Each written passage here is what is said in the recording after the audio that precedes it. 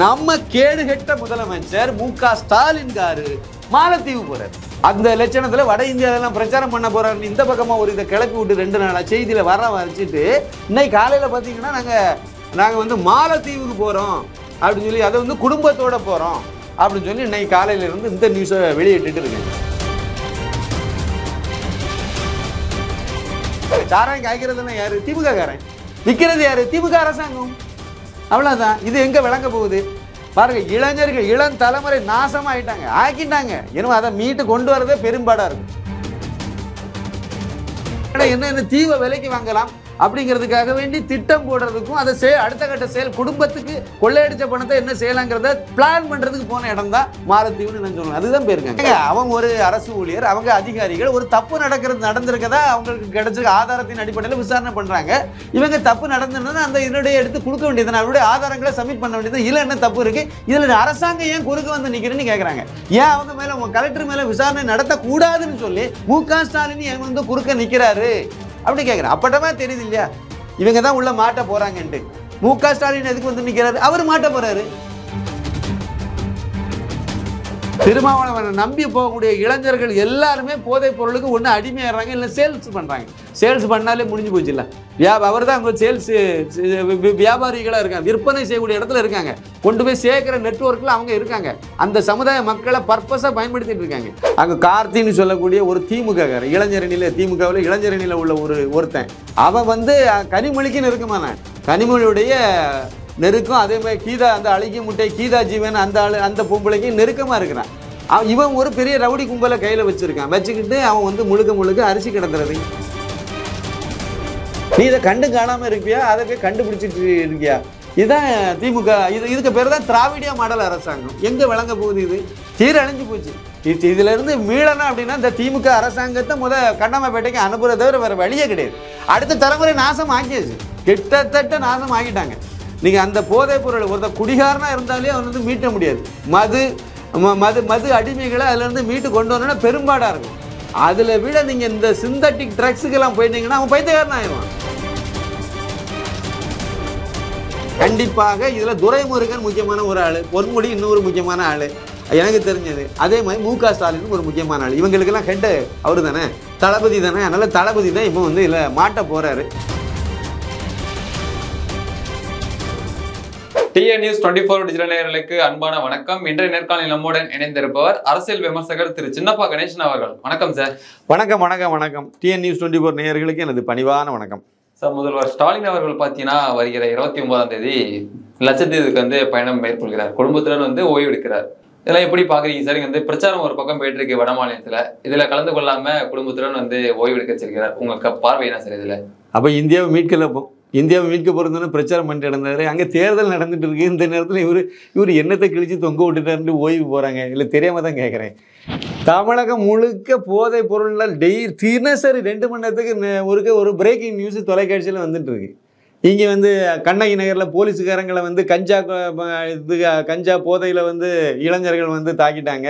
கும்பகோணத்தில் bus driver, conductor, அப்புறம் வந்து பயணிகள் அதை வீடியோ எடுத்த ஃபோட்டோகிராஃபர் மண்டே உடைச்சாங்கன்னு சொல்லிட்டு செய்தி வந்துட்டு இருக்கு. ஆரணியில் அப்படிங்கிறாங்க. இப்போ அடுத்தடுத்து வந்துக்கிட்டே இருக்குது. மதுரையில் கள்ளழகர் ஆற்றில் இறங்கக்கூடிய அந்த வைபவத்தில் ஒரு பக்கத்தில் அந்த விழாவுக்கு கூட்டத்துக்குள்ளே ஒரு ஓரத்தில் நின்று அங்கேயும் கஞ்சா போதையில் வந்து இதெல்லாம் பண்ணிட்டு இருக்காங்க. இப்படி தமிழகம் முழுக்கவே கஞ்சாவினாலையும் மெத்தபெட்டமின் போதைப் பொருள்னாலையும் சீரழிஞ்சிக்கிட்டு கிடக்கு. இவர் அங்கே போய் போராடுறாங்க. மாலத்தீவு எங்கே இருக்குங்கிறத பார்க்கணும். இந்தியாவினுடைய தெற்கு மேற்கு திசையில் கடலில் ஒரு 700 கிலோமீட்டர் தொலைவில் அது இருக்குது. லட்சத்தீவுன்னு இன்னொன்று இருக்குது. அது எங்கே இருக்குன்னா கேரளாவுக்கு அந்த பக்கத்தில் நம்ம இந்திய தேசத்தினுடைய ஒரு பகுதியாக இருக்குது லட்சத்தீவு. இந்த லட்சத்தீவுலேருந்து 700 கிலோமீட்டர் தென் திசையில் போனோம் அப்படின்னா அந்த கடலுக்குள்ளால் மாலத்தீவுன்னு இந்திய கடலுக்குள்ளால் இருக்காது. அந்த தீவு நாடு வந்து இந்தியாவுக்கு, அது முஸ்லீம் நாடு, இந்தியாவுக்கு வந்து விசுவாசமான ஒரு நாடாக, நட்பு நாடாக ரொம்ப வருஷ கணக்கில் இருந்துச்சு. திடீர்னு சமீபத்தில் கடந்த வருஷத்தில் வந்து அங்கே ஆட்சி மாற்றம் வந்துச்சு. முகமது மொய்சு அப்படிங்கிறவர் அங்கே வந்து அதிபராக தேர்ந்தெடுக்கப்பட்டார். அவர் தேர்தல் பிரச்சாரத்தின் போதே இந்தியா அவுட் அப்படிங்கிற ஒரு ஷர்ட்டை போட்டுட்டு தான் பிரச்சாரம் பண்ணார். பிரச்சாரத்தில் ஸ்லோகமே அதான், இந்தியா அவுட், நாங்கள் இந்தியாவை வெளியேற்றுவோம் அப்படின்னு. ஏன்னா அது சீனாவுக்கு கைக்கூலி அந்த ஆள். சீனாவினுடைய கைக்கூலி சிகப்பு கலரில் சீனாவினுடைய அந்த கலரில் டிஷர்ட் போட்டு அதில் இந்தியா அவுட்டுன்னு போட்டுட்டு பிரச்சாரம் பண்ணவர் தான் வந்து அது அந்த நாட்டு விவகாரம். வெற்றி பெற்றார். வெற்றி பெற்ற உடனே இந்தியாவினுடைய எதிர் திசையில் பயணம் பண்ண ஆரம்பித்தார். சீனாவினுடைய அதிபரை தான் முதல்ல போய் சந்தித்தார். அதே மாதிரி இந்தியா வந்து இந்தியாவினுடைய உதவியில் தான் அந்த நாடு வாழ்ந்துட்டு இருக்கு. அது ஒரு சின்ன நாடு, தீவு. அந்த தீவினுடைய முக்கியமான வருமானம் என்ன அப்படின்னா சுற்றுலாத்துறை மூலமாக தான் வருமானம். சுற்றுலா பயணிகள் அதிகமாக போகக்கூடியது இந்தியாவில் இருந்து தான் போகிறாங்க. நம்பர் 1 இடத்துல வந்து இந்தியாவினுடைய பயணிகள் தான் அதிகமான இடத்துல போயிட்டு இருந்தாங்க. இப்படி அதே மாதிரி உதவிகள் எல்லாம் நம்ம தான் கொடுத்துட்டு இருக்கோம். அங்கே ஏதாவது அவசர சிகிச்சை தேவைன்னா கூட நம்ம இராணுவ ஹெலிகாப்டரில் உடனே தூக்கிட்டு வந்து திருவனந்தபுரத்தில் கொண்டு வந்து சிகிச்சை பண்ணிட்டு இருந்தாங்க. இப்படி தான் காலங்காலமாக பண்ணிட்டு இருந்தாங்க. அவசர சிகிச்சை கூட அப்படி தான். அதேமாதிரி அங்கே தண்ணி இல்லாமல் நெருக்கடியில் இருக்கும்போது குடிநீருக்கே அங்கே திண்டாட்டம் வந்துச்சு. அங்கே இருக்கிறது ஒரே ஒரு டேங்கு தான், குடிநீர் இது டேங்கு தான் இருந்துச்சு. அது ஒரு விபத்தில் இடிச்சு விழுந்துட்டு அது விழுந்த உடனே அங்கே குடிநீரே இல்லாமல் தத்தளிச்சாங்க. இங்கேருந்து இராணுவ ஹெலிகாப்டரில் கொண்டு கொடுத்து தண்ணியை கொடுத்து உயிரை காப்பாற்றி அதுக்கு பிறகு கப்பலில் இங்கேருந்து தண்ணி அங்கே போய் சேர்ந்து அந்த மக்களை காப்பாற்றினது எல்லாமே பிரதமர் நரேந்திர மோடி அவர்கள். இப்படியெல்லாம் செய்த பிரதமருக்கு விசுவாசம் இல்லாமல் சீனாவுக்கு கைக்கூலியை இன்னமும் அவங்களுக்கு பாதுகாப்பு கொடுக்கறது இந்திய இராணுவம். அதில் ஒரு சின்ன பகுதி தான் திருப்பி அனுப்பியிருக்காங்க. மற்ற பகுதியும் திருப்பி எடுக்கிறதா அந்த மொய்சு சொல்லிட்டு எனக்கு வேண்டாம், இந்திய பாதுகாப்பு எங்களுக்கு வேண்டாம், எங்களுக்கு சீனாவே இருந்தால் போதுங்கிறாரு. அதனால் சீனாவை கூட ஒப்பந்தம் போட்டு சீனா பக்கம் போகிறதுக்காக அனுப்பிட்டு இருக்கார். இந்த மாதிரி ஒரு சூழ்நிலை வந்ததை தொடர்ந்து பிரதமர் நரேந்திர மோடி ஜனவரி மாதம் 2ஆம் தேதி தமிழகம் வந்தார். திருச்சியில் நிகழ்ச்சியிலெல்லாம் கலந்துக்கிட்டார். பல்வேறு அரசு நல திட்டங்கள் இதெல்லாம் தொடங்கி வச்சார். எல்லாம் முடிச்சுட்டு இங்கேருந்து அன்று இரவு வந்து நிறைய லட்சத்தீவுக்கு போனார். லட்சத்தீவு எங்கே இருக்குது? கேரளாவுக்கு அந்த பக்கம் கடலுக்குள்ளால் இருக்குது அந்த தீவு. அது ஒரு பெரிய சுற்றுலா தலம். அங்கே போய் 2 நாள் அங்கே தங்கியிருந்தார். 3ஆம் தேதி 4ஆம் தேதி 2 நாள் அங்கே இருந்தார். அங்கே இருந்து கடலில் மூழ்கினார். கடலில் மூழ்கி சாகசம்லாம் பண்ணார். இந்த வீடியோ ஃபோட்டோலாம் வெளி உலகத்துக்கு தெரிய ஆரம்பிச்சுது. லட்சத்தீவு வந்து மிகப்பெரிய அளவில் வந்து வெளி உலகத்துக்கு தெரிய ஆரம்பிச்சிட்டு உலக அளவில் உள்ளவங்க வந்து அங்கே லட்சத்தீவு எங்கே இருக்குது, அங்கே வந்து சுற்றுலா பயணிகளுக்கு அங்கே என்னென்ன வசதிகள்லாம் இருக்குது, அங்கே என்னென்ன ஹோட்டல்கள் எல்லாம் இருக்குது, அங்கே பார்க்க வேண்டிய இடம் என்னெல்லாம் இருக்குது, கடல் வந்து எந்த மாதிரி இருக்குது, இப்படி சொல்லி உலக அளவில் இருந்து அதை தேட ஆரம்பித்தது. 3000 மடங்கு அதிகமாக இருந்தது தேடுதல் தளத்தில். கூகுளில் சர்ச் பண்ணவங்க 3000 டைம்ஸ் வந்து அதிகமாக போச்சு. ஹோட்டல் புக்கிங்கும் வந்து அதிகமாகிட்டு எல்லாருமே லட்சத்தீவை நோக்கி படையெடுக்க ஆரம்பித்தாங்க. இதனுடைய தேடுதல் கவனம் எல்லாமே லட்சத்தீவு பக்கத்தில் போச்சு. அது காரணம் வந்து பிரதமர் நரேந்திர மோடி. அவர் அங்கே போனார். நம்ம நாட்டினுடைய ஒரு சுற்றுலாத்தலம் அதை மேம்படுத்துறதுக்கு அவர் முயற்சி பண்ணார். நம்ம நாட்டு பிரதமருக்கு இதை செய்கிறதுக்கு உரிமை இல்லையா, அவர் பண்ணார். ஆனால் அவர் வந்து பண்ணதுனால என்ன ஆகி போச்சுன்னா அதிலிருந்து 700 கிலோமீட்டர் தொலைவில் இருக்கக்கூடிய மாலத்தீவுக்கு இடி விழுந்துட்டு அங்கே வந்து ஏன்னா இது இங்கே லட்சத்தீவுக்கு எல்லாம் பயணிகள் இந்திய சுற்றுலா பயணிகள்லாம் லட்சத்தீவை சூஸ் பண்ணி இங்கே போனாங்கன்னா மாலத்தீவு அடி வாங்கும். 2மே தீவு தான்.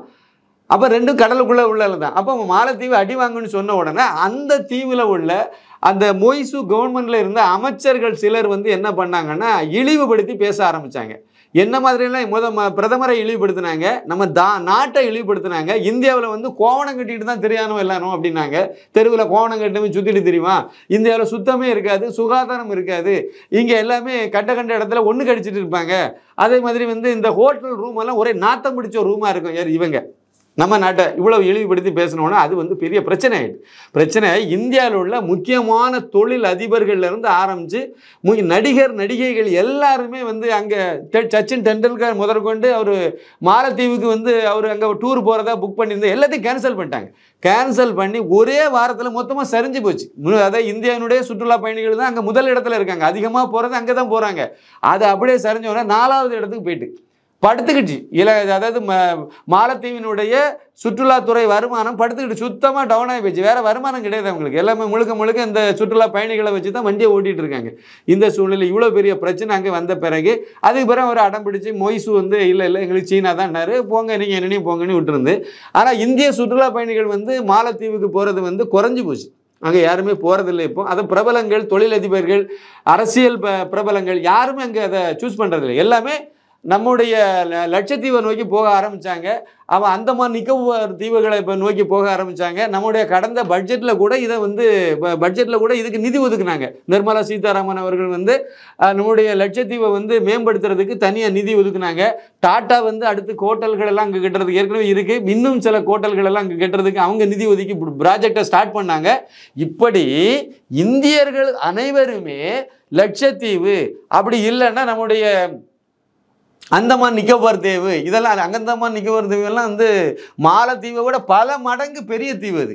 அங்கே இன்னும் நிறைய விஷயங்கள் வசதிகள்லாம் நிறைய இருக்குது. அதனால் நீங்கள் எல்லாம் உலகத்தினுடைய கவனத்துக்கு இதெல்லாம் மாற்றி இவ்வளோ வசதிகளெல்லாம் அங்கே பண்ணி இந்தியாங்கிற உணர்வோட இந்தியர்கள்ங்கிற தேச பற்றுதலோட அனைவரும் இந்த சுற்றுலா தலங்களை மேம்படுத்துவதற்காக இல்லைன்னா இங்கே போகிறதுக்கு எல்லாருமே திருவிழாவா இல்லைன்னா பிறந்த நாளா இல்லைன்னா வேறு ஏதாவது திருமண நாளா இல்லை வேறு ஏதாவது ஒரு சுற்றுலா போகிறாங்களா எல்லாமே லட்சத்தீவுக்கு போகிறாங்க. அப்படி இல்லைன்னா அந்தமான் நிக்கோபார் தீவு போகிறாங்க. இந்த மாதிரி எல்லாருமே இந்தியாவினுடைய சுற்றுலா தலங்களெல்லாம் நம்ம மேம்படுத்துங்கிற ஒரு தேச உணர்வோடு எல்லோரும் பண்ணிட்டு இருக்கக்கூடிய இந்த நேரத்தில் தான் நம்ம கேடுகட்ட முதலமைச்சர் மு.க. ஸ்டாலின் காரு மாலத்தீவு போகிறார். எல்லாரும் வடக்கு திசையில் போனால் இந்த கும்பல் தெற்கு திசைக்கு போகும். அதுதான் என்னுடைய பூர்வீகமாக தான். எல்லாரும் சுதந்திரம் வேறொனி போராடினா இவங்களுடைய முன்னோர்கள் அதாவது இந்த ஈவே ராமசாமி நாயக்கர் இல்லைன்னா கருணாநிதி இல்லைன்னா சி.என். அண்ணாதுரை இந்த கோஷியெல்லாம் நமக்கு வந்து சுதந்திரம் வேண்டாம்னு சொல்லிட்டு இந்த பக்கத்தில் எதிர் திசையில் பிரயாணம் பண்ணினவங்க இவங்க. இந்த கும்பல் அதை தான் செய்யும். எல்லாரும் தேசத்துக்காக வேண்டி ஓடுனாங்கன்னா இது தேச துரோகத்துக்காக வேண்டி ஓடும். அப்பட்டமா தெரியுதா இல்லையா? இவர் அதனால அங்கே போகிறார். முதல் கேள்வி என்னன்னா, இவர் அப்படி என்னத்தை நட்டை கலத்தி விட்டாராங்க ஓய்வு எடுக்கக்கூடிய அளவுக்கு? நீங்கள் உங்களுடைய அதாவது திமுகவினுடைய ஐடி விங்கில் நீங்கள் என்னத்தை போட்டிருந்தீங்க 2 நாளைக்கு முன்னாடி பிரச்சாரத்தில் ரொம்ப முன்னாடியில் என்னென்னது எல்லாமே வந்து ஓங்கோல் இளவரசர் அந்த உதவாக்கரை உதயநிதி ஸ்டாலின் தான் பண்ணினார். இவ்வளவு நாள் பிரச்சாரம் பண்ணார், இவ்வளவு கிலோமீட்டர் கடந்து போனார், இவ்வளவு இடத்துல நடந்து போனார், இவ்வளவு விஷயங்களை பேசினார், இதெல்லாம் மக்கள்கிட்ட போச்சுது அப்படி இப்படின்னு சொல்லி என்னெல்லாமோ சொல்லி அவரை தானே சொன்னீங்க. அந்த இடத்துல மு.க. ஸ்டாலின் ஒன்றும் கடத்தினதை நீங்களே சொல்லலையே. அப்போ மு.க. ஸ்டாலின் உதயநிதி தான் எல்லாமே பண்ணினார் பிரச்சாரத்தில்னு சொல்லிவிட்டு அப்போ உதயநிதி தானே ஓய்வு எடுக்க போனோம், குடும்பத்தோடு தான் போகிறாங்களோ? சரி போட்டு அப்போ இந்த மாதிரி சொல்லிட்டு அப்புறம் அடுத்து இந்தியாவை மீட்க போகிறோம். எங்கே யார் அடகு வச்சுருக்காங்களா மீட்கிறதுக்கு? கச்சத்தீவை விற்ற உங்களால் கச்சத்தீவை மீட்க முடியல. இந்த இடத்துல இப்போ வட இந்தியா முழுக்க தேர்தல் நடக்குது. இதில் வேறு இடையில ஒரு சின்ன இதை கசிய விட்டாங்க. அதாவது வட இந்தியாவில் பிரச்சாரம் பண்ணப்போ போங்க, உங்கள் புத்திரவாகத்தையும் கூட்டிக்கிட்டே போங்க, ஏன் ஆந்திராவுக்கு போங்க போக வேண்டியது. நாங்கள் தேர்தல் இன்னைக்கு வந்து 2வது கட்ட தேர்தல் நடந்துட்டு இருக்கு கேரளாவில். இப்போ கர்நாடகத்துலலாம் நடக்குது. கேரளாவில் 20 தொகுதிக்கு நடக்குது. கர்நாடகத்தில் 28 தொகுதியில் 14 தொகுதிக்கு இந்த 2வது கட்ட தேர்தலும் நடக்க போகுது. இன்னைக்கு நடக்குது ஓட்டுப்பதிவு. போக வேண்டியது நாங்கள் போய் பிரச்சாரம் பண்ண வேண்டியதுதானே. அவங்க தொங்கச்சிலாம் அங்கே தானே இருக்காங்க, செல்வியெல்லாம் அவங்க வீட்டில் போய் இருந்துக்கிட்டு அப்படியே பிரச்சாரம்லாம் பண்ணிட்டு வர வேண்டியதுன்னு ஏன் போகலை? நீங்கள் போனீங்கன்னா உங்களுக்கு கிடைக்கிற ஓட்டம் காங்கிரஸ் கூட்டணி கிடைக்காது. அதில் மண்ணவாரி போட்டாச்சு நீங்கள். அந்த லட்சணத்தில் வட இந்தியாவிலாம் பிரச்சாரம் பண்ண போகிறாருன்னு இந்த பக்கமாக ஒரு இதை கிளப்பி விட்டு 2 நாளாக செய்தியில் வர வச்சுட்டு இன்னைக்கு காலையில் பார்த்தீங்கன்னா நாங்கள் வந்து மாலத்தீவுக்கு போகிறோம் அப்படின்னு சொல்லி அதை வந்து குடும்பத்தோடு போகிறோம் அப்படின்னு சொல்லி இன்னைக்கு காலையிலேருந்து இந்த நியூஸை வெளியிட்டு இருக்காங்க. அது இந்த கும்பல் திருந்தாது, எந்த காலத்திலும் திருந்தாது. தமிழகம் சீரழிஞ்சிட்டு இருக்கு போதை வஸ்துகளால். அதாவது இந்த மதுவினால ஒரு பக்கம் சாராயம் காய்க்கிறதுலாம் யார்? திமுக காரன். விற்கிறது யார்? திமுக அரசாங்கம். அவ்வளோதான். இது எங்கே விளங்க போகுது பாருங்க. இளைஞர்கள் இளம் தலைமுறை நாசமாயிட்டாங்க, ஆக்கிட்டாங்க. எனவே அதை மீட்டு கொண்டு வரதே பெரும்பாடாக இருக்கும். அந்த லட்சணத்தில் வந்து நான் தமிழகத்தை வந்து சீர்குலையை வச்சுக்கிட்டு இவர் அங்கே போகிறாராம். நான் இப்போ முக்கியமான ஒரு விஷயம் சொல்கிறேன். இவங்க போகிறதே மாலத்தீவுக்கு. எதுக்கு மாலத்தீவை ஜூஸ் பண்ணாங்க அப்படின்னா, அந்த தேசம் இந்திய விரோத தேசம். சின்ன தீவு தான், ஆனால் அது இந்தியாவுக்கு எதிரானது. அதனால அந்த இடத்துல இருந்தால் பாதுகாப்புன்னு நினைக்கிறாங்க. எதுக்கு? அடுத்து எந்த தீவை நம்ம விலைக்கு வாங்கலாங்கிறதுக்கு பிளான் போட போகிறாங்க. ஒரு வருஷத்துலேயே 30,000 கோடியை கொள்ளையடித்த கும்பல் இது. அது பிடிஆர் பழனிவேல் தியாகராஜன் சொன்னது. அதை விட அதிகமாக கூட இருக்கும். இப்போ வந்து 3 வருஷம் நிறைவாக போகுது. அப்போ இந்த 3 வருஷத்தில் கிட்டத்தட்ட 1.5 லட்சம் கோடிக்கு இவங்க வந்து கொள்ளையடிச்சிருப்பாங்க. இந்த பணத்துக்கு எங்கே என்ன பதுக்கலாம், என்ன இந்த கொள்ளையடிச்ச பணத்தை எங்கே கொண்டு போய் பாதுகாப்பாக வைக்கலாங்கிறதுக்கு போயிருக்காங்க. இல்லைன்னா என்ன தீவை விலைக்கு வாங்கலாம் அப்படிங்கிறதுக்காக வேண்டி திட்டம் போடுறதுக்கும் அதை அடுத்த கட்ட செயல் குடும்பத்துக்கு கொள்ளையடிச்ச பணத்தை என்ன செய்யலாங்கிறத பிளான் பண்ணுறதுக்கு போன இடம் தான் மாலத்தீவுன்னு நான் சொல்லுவேன். அதுதான் போயிருக்காங்க. இவங்ககிட்ட நல்லதே எதிர்பார்க்க முடியாது. நல்லதே எதிர்பார்க்கறதா இருந்தால் சாராய கடையாக மூடுன்னு சொன்னீங்களா, வந்தோடனே மூடி இருக்க வேண்டியது தானே. அதுதானே செய்யணும். மக்களை காக்க முடியுது, மக்களுடைய நலன் தான் முக்கியம்னா அதெல்லாம் செய்திருக்கணும். அதை விட்டு பாருங்கள். இவங்களுக்கு எந்த காலத்திலும் இவங்க திருந்தவும் மாட்டாங்க. ஏன்னா அவங்களுக்கு எந்த இது கவலையே இல்லையே, அவங்க பாட்டுக்கு இருக்காங்களே. அதனால் நீங்கள் இவங்ககிட்ட வேறு எதுவும் எதிர்பார்க்க முடியாது. லட்சத்தீவுக்கு மாலத்தீவுக்கு போனதுக்கு காரணம் வந்து கொள்ளையடிச்ச பணத்தை எங்கே பதுக்கலாங்கிறது. நம்பர் 2, இந்திய தேசத்துக்கு துரோகின்னு தெரிஞ்சு அங்கே போகிறார். கொஞ்சமாக நாங்கள் இந்த தேசத்தோடு இருக்க மாட்டோம், முடிஞ்ச வரைக்கும் நாங்கள் தேச துரோகியாக தான் இருப்போங்கிறத மறுபடியும் ஒரு முறை மு.க. ஸ்டாலின் காரு நிரூபிச்சிருக்காரு. Okay sir. சார் இப்போ இந்த போதைப் பொருள்னே ஞாபகம் வருது சார். இப்போ கடந்த சில தினங்களாக பார்த்தீங்கன்னா இணையத்தில் வந்து வீடியோலாம் வந்துட்டு பயங்கரமாக வெளியில் வந்துட்டு இருக்கு. அதையும் குறிப்பாக வந்து இளைஞர்கள் வந்து செய்யக்கூடிய அட்டகாசம்ன்றது அது வந்துட்டு இப்போ நேற்று கூட தினமலரில் சொல்லியிருந்தாங்க, தலைப்புச் செய்தியாக வந்துருச்சு, தமிழகத்தை தள்ளாடும் இளைஞர்களின் போதைன்னு சொல்லிட்டு. எவ்வளோ பெரிய ஒரு செயல் இது. அது வந்து தமிழக அரசு அந்த ஒரு நடவடிக்கையும் எடுக்காமல் இருக்காங்க. அது மட்டும் இல்லாமல் பார்த்தீங்கன்னா ஜாஃபர் சாதியை இப்போ கைது பண்ணாங்க. அந்த இளைஞர்கள் மத்தியில் பார்த்தீங்கன்னா போதைக்கான அந்த வாசம் இல்லை, அந்த ஸ்மெல் கிடையாது அப்படின்ட்டு சொல்றாங்க. எந்த மாதிரியான போதைப் பொருள் இன்னமும் நடமாடிட்டு இருக்குன்னு நினைக்கிறீங்க? அதான் சிந்தட்டிக் ட்ரக்ஸ். அதாவது இப்போ சாராயம் குடிச்சா வாட தெரியும், இப்போ மதுபானம் விற்கிறாங்க டாஸ்மார்க்கில், அதெல்லாம் குடிச்சா வாட தெரியும். கஞ்சா அடித்தா கூட தெரியும், ஓரளவுக்கு கஞ்சா சுமல் எல்லாம் வெளியே தெரியுது. அதை வச்சு போலீஸுக்காரங்க கண்டுபிடிக்கும், மற்றவங்க கண்டுபிடிக்க முடியும். சிந்தட்டிக் ட்ரக்ஸ் அதாவது மெத்தபெட்டமின் போட்டிங்கன்னா தெரியாது, அந்த சுமலே தெரியாது. பையன் மாதிரி அதை போட்டுட்டு வீட்டுக்கு வந்துடுறான், ஆனால் ஒரு மாதிரி இருக்கான், பெற்றோரால் கண்டுபிடிக்க முடியல. திருப்பூர் பகுதின்னு நினைக்கிறேன், அங்கேருந்து ஒரு தகவல் எனக்கு கிடைச்சிது. அதில் என்ன அப்படின்னா, 7ஆம் வகுப்பு படிக்கிற ஒரு மாணவியினுடைய புத்தகத்துக்குள்ளால், அந்த டிராயிங் புக்குன்னு நினைக்கிறேன், அதுக்கு உள்ளால் ஒரு பொட்டலம். மாணவி அவங்க அப்பா வந்து அரசு ஊழியர் அதிகாரி. பதறி போய் அது அந்த பொண்ணுக்கு தெரியாமல், இது வீட்டில் இருந்திருக்கு, சும்மா எடுத்து புரட்டியிருக்காங்க. பார்த்தா 7ஆம் வகுப்பு மாணவிக்கு புத்தக இதுக்குள்ளால் டிராயிங் புக்குக்குள்ளால் இந்த மாதிரி இருக்குன்னு சொன்ன உடனே அவங்க மிரண்டு போய் அதை உடனே எடுத்து அப்புறம் டாக்டர்கிட்டலாம் போய் பார்த்து ஆலோசனைலாம் பண்ணி அப்புறம் அதுக்கு சில விஷயங்களை அவங்க அந்த குழந்தைக்கு உண்மையிலே அந்த பழக்கத்தில் இல்லை எதாச்சியாக வந்துச்சா, இல்லைன்னு இது முன்னாடியே பழக்கத்துக்கு உள்ளே போயிட்டா இல்லையாங்கிறதெல்லாம் அடுத்தடுத்து உடனே அதிரடியாக அவங்க இறங்கி சில விஷயங்களை பண்ணிட்டு இருந்தால் நான் கேள்விப்பட்டேன். இது வந்து கொங்கு மண்டலத்தில் உள்ள ஒரு தகவலாக இருந்துச்சு. தமிழ்நாடு முழுக்க இதான் நிலவரம். தஞ்சாவூர் பகுதியிலிருந்து ஒரு அம்மா வந்து வருத்தத்தோடு சொல்கிறாங்க, கஞ்சா வந்து அரசாங்க பள்ளிக்கூடத்தில் சர்வ சாதாரணமாக போகுது அப்படிங்கிறது. இதுக்கும் வந்து அங்கே உள்ளவங்க போலீஸுக்கு கம்ப்ளைண்ட் சொல்கிறாங்க. போலீஸுக்காரங்க என்ன செய்கிறாங்கன்னா, இந்த கம்ப்ளைண்ட் யாராவது கொடுத்தாங்க அப்படின்னா உடனே 2 நாளைக்கு அந்த வாசலில் வந்து நிற்கிறாங்க. 2 நாள் நின்றுறாங்க, போலீஸுக்காரர் வாசலில் நிற்கிறாரு. அடுத்து 3ஆவது நாள் அவர் வரமாட்டார், அது பழையபடியும் அதே லெவலில் தான் இருக்குன்னு சொல்லி அங்கே இருக்கக்கூடிய ஹெட்மாஸ்டர் சொல்கிறாங்க, தகவல் சொல்லியிருக்காங்க. இந்த மாதிரி இருக்குது, என்ன பண்ணுறேன்னே தெரில, அடுத்த தலைமுறையை நாசமாகி போய் எல்லாத்துக்கும் காரணம் எது? திமுக தான். திருநெல்வேலி ஏரியாவை நீங்கள் எடுத்துக்கிட்டீங்க அப்படின்னா, தூத்துக்குடி மாவட்டத்தில் உள்ள கோவில்பட்டி, அது வந்து கடத்தலுக்கு பெரிய ஒரு மையமாக இருக்குது. அரிசி கடத்தல், ரேஷன் அரிசி கடத்தல். சமீபத்தில் 2 நாள் நடந்த விஷயம், 2 நாளைக்கு முன்னாடி நடந்த விஷயம். அங்கே கார்த்தின்னு சொல்லக்கூடிய ஒரு திமுககாரன், இளைஞரணியில், திமுகவில் இளைஞரணியில் உள்ள ஒருத்தன், அவன் வந்து கனிமொழிக்கு நெருக்கமான, கனிமொழியுடைய நெருக்கம். அதே மாதிரி கீதா, அந்த அழகிய முட்டை கீதா ஜீவன், அந்த பொம்பளைக்கு நெருக்கமாக இருக்கிறான். இவன் ஒரு பெரிய ரவுடி கும்பலை கையில் வச்சுக்கிட்டு அவன் வந்து முழுக்க அரிசி கடத்துறது. இதை வந்து ஒரு வக்கீல் வந்து கண்டுபிடிச்சிட்டாரு. அரிசி கடத்துறாங்க, வாங்கி இங்கேருந்து அரிசி வாங்கி கேரளாவுக்கு கடத்துறாங்க. தோராயமாக 3000 டன்னு 4000 டன்னு ரேஞ்சில் எல்லாம் போயிட்டு இருக்கு அரிசி, ஒரு மாதத்துக்கு போயிட்டு இருக்குங்கிறதெல்லாம் ஒரு புள்ளி வரதை கண்டுபிடிச்சிட்டாங்க. அதை எப்படி அவருக்கு தெரிஞ்சு போச்சு? ஒரு பையன் வீடாக போய் கோயில்பட்டியில் போய் ஒரு வீடாக அரிசி வாங்கிட்டு போகிறான், பையன் வாங்கிட்டு போகிறான். பையன் எதுக்கு ஒவ்வொரு வீட்லேயே வந்து வாங்கிட்டு போகிறானே, அதை விசாரிக்கும் போது 1 கிலோ 5 ரூபாய்க்கு ரேஷன் அரிசியை வாங்கிட்டு போகிறான், கலெக்ட் பண்ணுறாங்கிறது தெரிஞ்சு போச்சு. இவன் எதுக்கு சேகரிக்கிறானே பையனை கூப்பிட்டு 2 தட்டு கொடுத்து இதெல்லாம் விசாரிக்கும் போது அதுக்கு பின்னாடியே வேறு ஆள் இருக்கான்னு தெரியுது. கடைசியில் அந்த கார்த்திங்கிறவன்ட்ட போகுது, அவன் திமுக இளைஞரணி இவன்ட்ட போகுது. அடுத்த நாள் அன்னைக்கு உடனே ஃபோன் பண்ணி அவரை அந்த வக்கீலை மிரட்டியிருக்காங்க. அந்த சூழ்நிலையில் விருதுநகர் பக்கத்தில் ஒரு வண்டி 700 கிலோ ரேஷன் அரிசியோட ஒரு வண்டி மாட்டுது. அது கார்த்தியுடைய வண்டி, இந்த கொள்ளை கும்பலுடைய வண்டி. அதை வந்து ரைடு பண்ணி பிடிச்சிருக்காங்க. பிடிச்ச உடனே அதனால் இதுக்கு இந்த வக்கீல் சொல்லி தான் இதெல்லாம் நடக்குதுன்னு சொல்லி உடனே வக்கீலுக்கு வீட்டில் போய் நைட்டு 2 மணிக்கு போய் பெட்ரோல் குண்டெல்லாம் வீசி, அவருக்கு காரு வீட்டில் இருந்த அந்த இது எல்லாத்தையும் பெட்ரோல் குண்டு வீசி மிகப்பெரிய அளவில் இந்த நியூஸ் வெளியே வந்திருக்கு. அதை பற்றி வாயே திறக்கலையே தர்மபத்தினி கனிமொழி, மூச்சு விடலையே ஒரு வார்த்தை. அவங்க பாராளுமன்ற தொகுதிக்குள்ளே வருது, அது அந்த தொகுதிக்குள்ளே வருது, திருநெல்வேலி மாவட்டத்தில் உள்ளதை வருது, கூடவே நின்று எடுத்த ஃபோட்டோ வெளியே வந்திருக்கு, வாயே திறக்கலையே, அதை பற்றி பேசவே இல்லை. அதே கதை தான் ஜாபர் சாதிக், சர்வதேச போதைப் பொருள் கடத்தல் கும்பலினுடைய தலைவன்.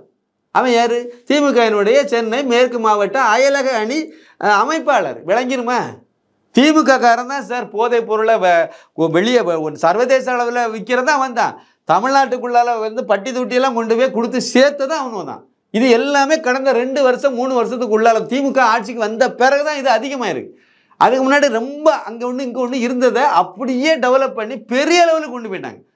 அப்போ இதில் காசு நிறைய கிடைக்குது, கொள்ளையடிக்க முடியுது.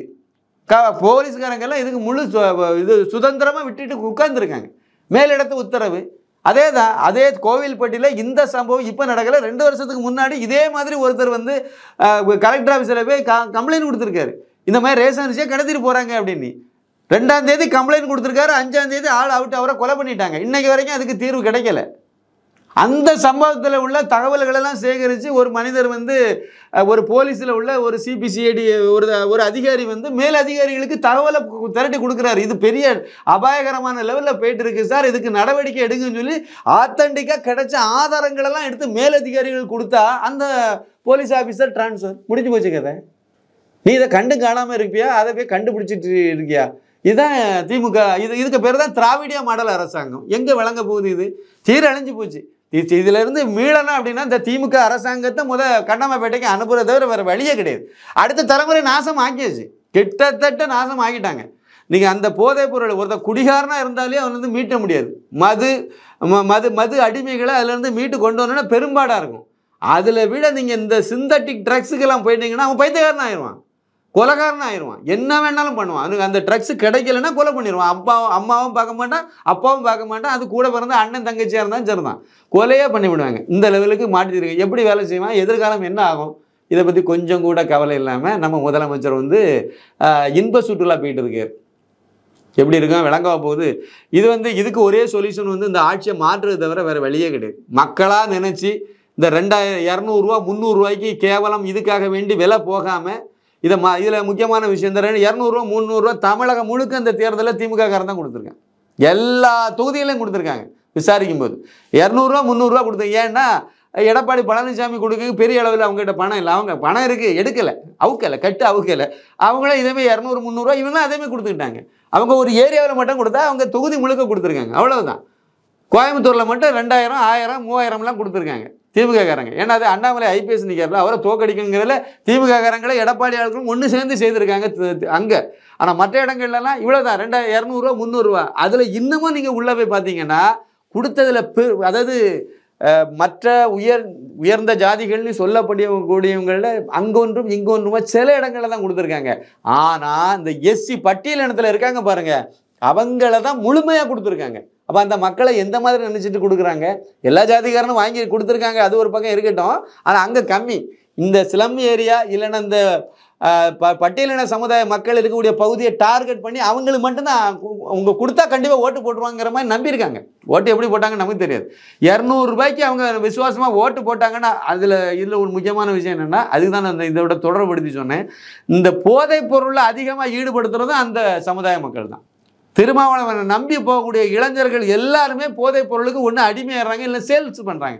சேல்ஸ் பண்ணாலே முடிஞ்சு போச்சு. இல்லை அவர் தான் அங்கே சேல்ஸ் வியாபாரிகளாக இருக்காங்க, விற்பனை செய்யக்கூடிய இடத்துல இருக்காங்க, கொண்டு போய் சேர்க்குற நெட்வொர்க்கில் அவங்க இருக்காங்க. அந்த சமுதாய மக்களை பர்பஸாக பயன்படுத்திட்டு இருக்காங்க. திருமாவளவனுக்கு அதெல்லாம் கவலை கிடையாது. ஏன்னா அவர் வந்து ஒரு 10 கேஸாவது வாங்கணும்னு சொன்னால, கொலை கேஸ் 3வது இருக்கணும்னு சொன்னால, அதனால் அப்போ தான் விடுதலை சிறுத்தைகளுடைய தொண்டனாக இருக்க தகுதின்னு சொன்னவர்ல. அதே மாதிரி தானே இந்த அயலக அணியில் திமுக அந்த ஜாபர் சாதிக்க தம்பியே விடுதலை சிறுத்தைகளில் தானே பொறுப்பாளராக இருந்தான். அதனால் இவங்களுக்கு அதை பற்றியெல்லாம் கவலை கிடையாது. நமக்கு பணம் வந்தால் போதும், அவ்வளோதான் அப்படின்னு நினைக்கிறாங்க. ஆனால் அந்த சமுதாயம் நாசமாக போகுது, அந்த சமுதாயம் அழிஞ்சு போகுது. எல்லா சமுதாயமும் போதையினால் அழியுது. ஆனால் இதில் குறிப்பாக அந்த பறையர் சமுதாயம் வந்து அதிகமாக அழிஞ்சிட்டு இருக்குது. அதுக்குள்ளால வெளியே தெரியல பெருசாக. இதெல்லாம் வந்து கவலைப்படாமல் வந்து அரசியல் தலைவர்களெல்லாம் இங்கே அரசியல் நடத்திட்டு இருக்காங்க. ஒரே ஒரு கட்சி மட்டும் மாற்றி சிந்திக்குது, அதுதான் பாஜக. அவங்க வந்து தமிழக அளவில் ஒரு போராட்டத்தை முன்னெடுக்க போகிறாங்க. டேட்டு சீக்கிரம் சொல்லுவாங்க. 234 சட்டமன்ற தொகுதி வாரியாக இந்த போராட்டத்தை முன்னெடுக்க போகிறாங்க. இந்த போதை பொருளை கண்டித்து இந்த திராவிடியா மாடல் அரசாங்கத்தை வீட்டுக்கு அனுப்புங்கன்னு சொல்லி போராட்டம் நடத்த போகிறாங்க. சீக்கிரம் தொடங்குவாங்க. அது 234 சட்டமன்ற தொகுதி வாரியாக இந்த போராட்டத்தை முன்னெடுக்க போகிறாங்க. இந்த போதை பொருளை கண்டித்து இந்த திராவிடியா மாடல் அரசாங்கத்தை வீட்டுக்கு அனுப்புங்கன்னு சொல்லி போராட்டம் நடத்த போகிறாங்க. சீக்கிரம் தொடங்குவாங்க. அது சும்மா மணல் விவகாரம் கேட்கோ. ஓகே சார், இப்போ அந்த பரபரப்பாக பேசப்பட்ட விஷயத்தில் பார்த்தீங்கன்னா மணல் விவகாரமும் ஒன்று. அதில் வந்துட்டு இந்த மாவட்ட ஆட்சியர்களுக்கு வந்துட்டு சம்மன்லாம் அனுப்பியிருந்தாங்க இடி. அதை வந்து அனுப்பக்கூடாதுன்னு சொல்லிட்டு முதலமைச்சர் ஸ்டாலினே வந்துட்டு நேரடியாக வந்துட்டு நீதிமன்றத்தில் வந்து கொடுத்துருந்தாரு. அது இடைக்கால தடையெல்லாம் விதிச்சிருந்தாங்க. இப்போ 5 மாவட்ட ஆட்சியர்கள் வந்து ஆஜராகி விசாரணை நடத்துனாங்க. இது அடுத்த கட்ட நடவடிக்கை எப்படி போகும்னு நினைக்கிறீங்க? கண்டிப்பாக. அதாவது எப்படின்னாக்கி மடியில் கர்ணம் இல்லைன்னா வழியில் பயம் இல்லை. சாதாரண ஒரு பழமொழி, சாமானியனாக நம்ம எல்லாம் நல்லா புரிஞ்சுக்கிட்ட ஒரு பழமொழி தான். அந்த இதுக்கு அது நோட்டீஸ் கொடுத்தது யார்? 5 மாவட்டங்கள், இதில் சம்மந்தப்பட்ட 5 மாவட்ட ஆட்சியாளர்களுக்கு. அது என்ன காரணம்? மணலுக்கு கான்ட்ராக்ட் கொடுத்துருக்காங்க. அந்த ஒப்பந்ததாரர்கள்ட்ட வீட்டிலலாம் ரைடு பண்ணாங்க. அமலாக்கத்துறை ரைடு பண்ணும்போது அங்கே நிறைய பணம் சட்டத்துக்கு புறம்பாக பணம் பரிவர்த்தனை நடந்திருக்கு, இல்லீகலாக பண்ணியிருக்காங்க. அந்த இதில் மணல் அதிகமாக கொள்ளையடிச்சதுனால, அதிகமான மணலை அள்ளிட்டு போனதுனால இந்த பணத்தை அதுக்காக வேண்டி கொடுத்துருக்காங்கிறத கண்டுபிடிச்சிட்டாங்க. கண்டுபிடிச்ச உடனே இது எந்தெந்த மாவட்டம்னு பார்த்து அந்தந்த மாவட்ட ஆட்சித்தலைவரை பிடிக்கிறாங்க. அவங்களே விசாரணைக்கு கூப்பிடுறாங்க. எதுக்கு அப்படின்னா, அதுக்கு முன்னாடி இவங்க ஒரு விசாரணை நடத்திட்டாங்க. சென்னை அண்ணா பல்கலைக்கழகத்தினுடைய விஞ்ஞானிகள், அப்புறம் நம்ம ஐஎஸ்ஆரினுடைய விஞ்ஞானிகள் எல்லாம் வச்சு அந்த வான்வெளி இதெல்லாம் பயன்படுத்தி எந்த அளவுக்கு மணல் கொள்ளை அடிச்சிருக்காங்க, அவங்க எடுக்க வேண்டிய மணல் எவ்வளவு, அரசு நிர்ணயித்த அந்த மணல் அளவு எவ்வளவு, இவங்க கொள்ளையடிச்ச மணல் எவ்வளவு அதிகமாக எள்ளி இருக்காங்கலாம் கண்டுபிடிக்கும் போது மிகப்பெரிய அளவில் அது இழப்பை ஏற்படுத்தியிருக்குங்கிறத கண்டுபிடிக்கிறாங்க. அரசாங்கத்துக்கு இழப்பை ஏற்படுத்தியிருக்குங்கிறத கண்டுபிடிச்சு இதுக்கு விசாரணைக்கு வாங்கன்னு சொல்கிறாங்க. யாரை? மாவட்ட ஆட்சியாளர்களை, 5 மாவட்டத்தினுடைய கலெக்டர்களை கூப்பிடுறாங்க. கூப்பிட்டது யார்? அமலாக்கத்துறை. அது ஒரு மத்திய அரசாங்கத்தின் கட்டுப்பாட்டில் இருக்கக்கூடிய ஒரு ஏஜென்சி. அவங்களும் அரசு சம்மந்தப்பட்டவங்க தான். தப்பு நடந்ததை கண்டுபிடிக்கிறது அவங்களே வராங்க. அப்போ மாவட்ட ஆட்சியாளர்களுக்கு என்ன பண்ணணும்? அதில் என்ன தப்பு என்ன இருந்துச்சோ உண்மை என்னதோ சொல்லிட்டு போகணும், அதான் உண்மை. ஆனால் முதலமைச்சர் மு.க. ஸ்டாலின் குறுக்கவே நிற்கிறார். அது கலெக்டருக்கு மேலே விசாரணை நடத்தக்கூடாதுன்னு சுப்ரீம் கோர்ட் வரைக்கும் போகிறார். ஹைகோர்ட்டில் நீதிபதி, எனக்கு இந்த நீதிபதிகள் தீர்ப்பு சொல்கிறதுல எனக்கு ஒன்றும் புரியலை. இந்த விஷயத்த இங்கே நீங்கள் அதுக்கு ஸ்டே கொடுக்குறாங்க. ஏன் கொடுத்தாங்கன்னு தெரில. அதாவது கலெக்டர் ஆகியவங்களுக்கு மேலெல்லாம் நடவடிக்கை கொடுக்கக்கூடாது. அப்போ அதுலேயே நமக்கு அந்த ஸ்டே கொடுத்த நீதிபதிகளுக்கு மேலே நமக்கு தவறான ஒரு அபிப்பிராயத்தை அது உருவாக்கிது. ஏன்னா அந்த சென்னை ஹைகோர்ட்லேருந்து கொடுக்குறாங்க, தடை கொடுக்குறாங்க, ஸ்டே கொடுக்குறாங்க. நீங்கள் கலெக்டர்லாம் விசாரணை நடத்தக்கூடாதுன்னு சொல்கிறாங்க. ஏன்? அவனும் அரசு ஊழியர், இவனும் அரசு ஊழியர். இவன் கடமையை செய்கிறான், அவன் ஒத்துழைச்சிட்டு போக வேண்டியது தானே. தப்பு இருந்தால் கண்டுபிடிக்க போகிறாங்க, அவ்வளோதானே. தப்பு இருக்குங்கிறதுனால தானே அதனுடைய முகாந்திரம் இருக்கிறதுனால தான் இவங்க போகிறாங்க. அப்போ இது கோர்ட்டில் நீதிபதிக்கு மட்டும் தெரியாமல் இருக்குமா? செவ்வாய்க்கிரகத்துலேருந்து வந்திருக்காங்களா? இங்கே உள்ளவங்க தானே, தெரியாத அவங்களுக்கு. ஆனாலும் காப்பாற்றுறாங்க. அப்படி தான் நம்ம இதை எடுத்துக்க முடியும். நம்மளுடைய புரிதல் அப்படி தானே வருது. சுப்ரீம் கோர்ட்டுக்கு உடனே அமலாக்கத்துறை போகுது. அந்த மாதிரி நாங்கள் விசாரணை நடத்தினா அவங்ககிட்ட பெரிய அளவில் தவறு நடந்திருக்குங்கிறத அவங்க சுட்டி காணிக்கிறாங்க. அவங்க செருப்பால் அடிக்கிறாங்க தமிழக அரசாங்கத்தை, அடிக்கிறாங்க அங்கேருந்து. ஏங்க, அவங்க ஒரு அரசு ஊழியர், அவங்க அதிகாரிகள், ஒரு தப்பு நடந்திருக்கதா அவங்களுக்கு கிடைச்ச ஆதாரத்தின் அடிப்படையில் விசாரணை பண்ணுறாங்க. இவங்க தப்பு நடந்திருந்தா அந்த இதனுடைய எடுத்து கொடுக்க வேண்டியது, அவருடைய ஆதாரங்களை சப்மிட் பண்ண வேண்டியது. இதில் என்ன தப்பு இருக்குது? இதில் அரசாங்கம் ஏன் குறுக்க நிற்கிறேன்னு கேட்குறாங்க. ஏன் அவங்க மேலே, கலெக்டர் மேலே விசாரணை நடத்தக்கூடாதுன்னு சொல்லி மு.க. ஸ்டாலின் ஏன் குறுக்க நிற்கிறாரு அப்படி கேட்குறேன். அப்பட்டமா தெரியுது இல்லையா, இவங்க தான் உள்ள மாட்ட போகிறாங்கன்ட்டு. மு.க. ஸ்டாலின் எதுக்கு நிற்கிறாரு? அவர் மாட்ட போகிறாரு. அங்கே துறைமுருகன் அங்கே மாட்டுறாருன்னா இவரும் சேர்ந்தானே மாட்டுவார். பொன்முடி இங்கே மாட்டுறாருன்னா அதுக்கு எல்லாம் கெட்டு பாஸ் யார்? இந்த மு.க. ஸ்டாலின்காரு தானே. அப்போ அவர் தானே மாட்டுவார். அதனால தான் குறுக்க நின்னாங்க. இப்போ கோர்ட்டு உத்தரவுப்படி கடைசியில் அப்பவும் தடை நிறைய போட்டுகிட்டே வந்தாங்க. அது தேர்தல் நடக்கிறதுனால ரொம்ப யோக்கியங்கள் இவங்கெல்லாம். தேர்தல் நடக்கிறதுனால அவனை பணி சுமை அதிகமாக இருக்கிறதுனால எங்களுக்கு ஒரு தேர்தல் முடிஞ்ச பிறகு நாங்கள் அந்த விசாரணைக்கு நாங்கள் போகிறோங்கிற மாதிரி அடுத்த ஆப்ஷன் கொடுத்தாங்க. சரி, ஓகே, ஒளிஞ்சு போட்டு கொடுத்தது. அதுக்கு சுப்ரீம் கோர்ட்டு ஓகே சொல்லிச்சு. 25ஆம் தேதி நீங்கள் ஆஜராகன்னு சொன்னோன்னே இப்போ வேறு வழி இல்லாமல் 5 மாவட்ட கலெக்டர்கள் போய் ஆஜராகிருக்காங்க. இது ஒரு பெரிய ஒரு ஊழல். இதில் தப்பவே முடியாது. கண்டிப்பாக மு.க. ஸ்டாலின் இதில் மாட்ட போகிறார். அவர் வெளிநாட்டு சுற்றுப்பயணம், இந்த இன்ப சுற்றுலெல்லாம் இதுதான் கடைசியாக இருக்கும். அடுத்து அவர்கிட்ட தான் போய் நிற்கும். அங்கே யார்? துர்கா ஸ்டாலினா, இல்லைனா அந்த ஓங்கோல் இளவரசர் அதுக்குள்ளால வராரா, யார் வராங்கிறது அடுத்த கட்ட விசாரணையில் வரும். ஏன்னா நேரத்தையே போட்டிருப்பாங்க. அந்த 5 மாவட்ட கலெக்டர்களே சொல்லியிருப்பாங்க, இந்த சட்டத்துக்கு புறம்பான பரிவர்த்தனையிலே மாட்டிக்கிடுச்சு. அப்புறம் அளவுக்கு அதிகமாக மணல் கொள்ளை அடித்ததையும் மாட்டிக்கிட்டாங்க. அதனால் இது எல்லாமே ஆதாரபூர்வமான விஷயங்கள், நிரூபிக்கப்பட்ட விஷயங்கள். அதனால் இதில் ஒன்றும் தப்பதுக்கு வழியே கிடையாது. அடுத்து யார் மூல காரணம், யார் சூத்திரதாரி யாருங்கிறது இப்போ வந்துடும். அதுதான் மு.க. ஸ்டாலின் தான் சூத்திரதாரி. வேற யாரும் இதில் இருக்க முடியும்? அவர் தானே காப்பாற்றுறதுக்கு முன்னோண்டி ஓடி நின்னார். வேற இல்லை என்ன காரணத்துக்கு வேண்டி அவர் காப்பாற்றுன்னு நினைச்சாரு? இதில் வேற என்ன மாநில உரிமை, மண்ணாங்கட்டி உரிமையில் என்னத்தை இருக்க போகுது? ஒன்றும் கிடையாது.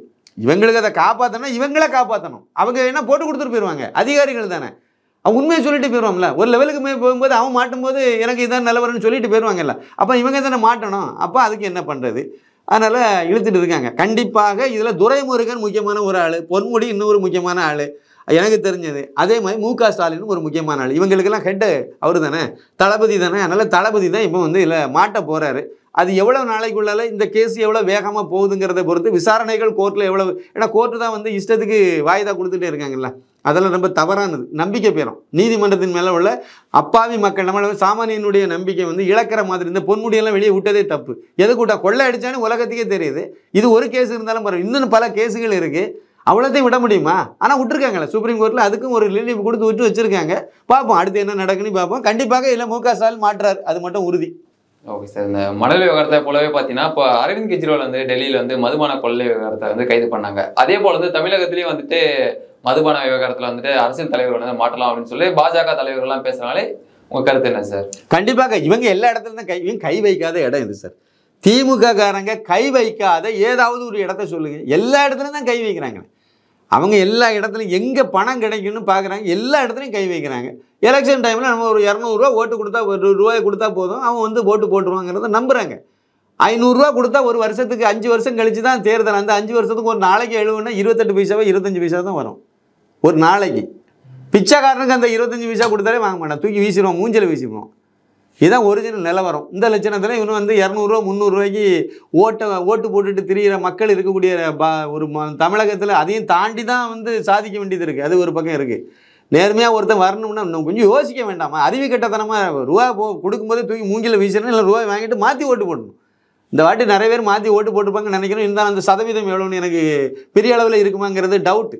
100 பேர் இந்த மாதிரி ரூபா கொடுத்து வாங்கியிருக்காங்க அப்படின்னு 100 பேரில் ஒரு 10 பேர் 20 பேர் வேணா மாற்றி போட்டுருவாங்க. 80-90 பேர் சதவீதம் மாற்றி போட்டால் தான் சார் இவங்கெல்லாம் திருந்துவாங்க.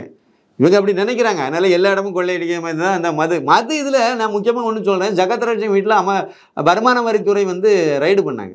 அவருக்கு பிண அறையில் பணம் பதுக்கி வச்சு 1100 கோடி ஏதோ 200 கோடி அள்ளிட்டு போனாங்க. இதெல்லாம் நடந்துச்சுல்ல. அதில் கூடுதலாக ஒரு தகவல் அந்த சமயத்தில் வெளியே வந்துச்சு. என்ன தெரியுமா? 2 மதுபான ஆலைகள் அனுமதியே இல்லாமல் நடத்திட்டு இருந்தார். ஊரில் கள்ளச்சாரம் எவனாவது விற்றோம்னா இந்நேரம் அவன் வந்து ஜெயிலேருந்து வெளியே வந்திருக்க மாட்டான். ஆனால் ஒரு திமுகவினோட ஒரு தலைவர் அனுமதி இல்லாமல் 2 பெரிய ஆலைகளை நடத்தி எத்தனை வருஷமாக நடத்திட்டு இருந்தாருன்னு தெரியாது. அதனுடைய மதுபானத்தை எல்லாத்தையுமே தமிழக அரசுக்கு வித்துட்டு இருக்காரு. சாராயம் காய்க்கிறது யார்? திமுககாரன். அதை விற்கிறது யார்? திமுக அரசாங்கம். எப்படி கேடுகட்டத்தனமாக இருக்குது. இதை வித்துட்டு 2 எத்தனை வருஷமாக பண்ணினாருன்னு தெரியாமல் 2 சாராயாலை இவரை மாட்டோம். அப்போ டிஆர் பாலு எத்தனை சாராயாலை இதுமாதிரி வச்சுருப்பாரு? எல்லாம் அவங்க தானே பண்ணிட்டு இருக்காங்க. அது மாதிரி எஸ்என்ஜே முருகன் அங்கே எத்தனை வருஷமாக நடந்துட்டு இருக்கோம். இன்னும் எத்தனை பேர் திமுககாரன் தான் அவ்வளோ நடத்திட்டு இருக்காங்க. இன்னும் சரியான எத்தனை சாராய ஆலை இருக்குங்கிறதே கரெக்டாக தெரியுது. அதாவது டிஆர் பாலுவுக்கு மட்டுமே எத்தனை இருக்குன்னு தெரியாது. 2 பேரில் 2 கம்பெனி, அந்த ஒவ்வொரு கம்பெனிக்கும் எத்தனை பிரான்ச் வச்சுருக்காங்க சாராய ஆலைகள்னு தெரியாது. அப்படி கொட்டுதில்ல. நீங்கள் வந்து 10 ரூபாய் செலவில் வந்து 150 ரூபா லாபம் பார்க்க முடியும்னா சாராயம் காய்க்கிறதுல தான் பார்க்க முடியும். அதனால் அதுதான் செய்துட்டு இருக்காங்க. அதில் மதுபான கொள்கையில் இவங்களும் அதே வேலை தான். இவங்க எல்லா எனக்கு என்ன வேணால் நாசமாக போட்டு மக்கள், அதை பற்றி எங்களுக்கு கவலை இல்லை. பணம் எங்களுக்கு வரணும். வாங்கி என்ன செய்ய போறீங்க? 6 அடி தான். அதுவும் கூட சரியாக இருக்குமான்னு தெரியாது. ஒரு மோதிரம் போட்டிருந்தீங்கன்னா அதை கூட கலத்திட்டு விட்ருவாங்க கடைசியில். ஒருவேளை அந்த மோதிரம் வரல, கை வீங்கி போச்சு, கொஞ்சம் இருந்தால் விரலை வெட்டி விடுவாங்க. இவ்வளோதான் கொண்டு போகக்கூடியது. ஆனால் எதுக்கு இவ்வளோ கொள்ளை அடிக்காங்கன்னு தான் நமக்கு தெரியல. அது அந்த ஆர்ஜின் அப்படி தானே. இவங்களுக்கு நல்ல பக்கம் இந்த யோசித்ததே கிடையாதுல்ல. ஒரே ஒரு மகன் தான் நம்ம துரைமுருகனுக்கு. கதிர் ஆனந்தனு ஒரு மகன் மட்டும்தான் இருக்கார். அவர் எவ்வளோ தான் சாப்பிடுவார்? 2 இட்லி 4 இட்லி இல்லை 6 இட்லி, அதுக்கு மேலே அவ்வளோதான் சாப்பிட முடியும். இதுக்கு நீங்கள் இவ்வளவு 60,000 கோடி 80,000 கோடியை கொள்ளையடிச்சு என்ன பண்ண போறிய? சரி, இது புரிதல் அவங்களுக்கு வருது, அவங்களுக்கு வராது, அது திருந்தாது. அடுத்த லெவலில் அவங்கள மாட்டுவாங்க சார் இவங்க. அதாவது டெல்லியில் அரவிந்த் கெஜ்ரிவாலாவது வந்து மதுபான கொள்கையில் கொள்ளையடிச்சதில் தான் மாட்டியிருக்காரு. அவர் இன்னும் மாட்ட வேண்டியது அவரே நிறைய இருக்குது. அவர் தேச துரோகி. அவரெல்லாம் இன்னும் நிறைய மாட்ட வேண்டியது இருக்குது அவர். ஆனால் இங்கே வந்து அவர் என்னெல்லாம் பண்ணுறதோ அதை விட பல 100 மடங்கு அதிகமாக தமிழகத்தில் பண்ணிட்டு இருக்காங்க. குறிப்பாக திமுக பண்ணிட்டு இருக்காங்க. குறிப்பாக கருணாநிதி குடும்பம் பண்ணிட்டு இருக்கு, ஸ்டாலின் குடும்பம் பண்ணிட்டு இருக்கு. அப்போ இதுக்கெல்லாம் பெரிய விலையை கொடுக்க வேண்டிய இருக்குங்கிறது தான் என்னுடைய கருத்து. தொடர்ந்து பேசுவோம். பல்வேறு தகவலை பகிர்ந்து கொண்டமைக்கு நன்றி சார். மிக்க நன்றி. நன்றி, வணக்கம்.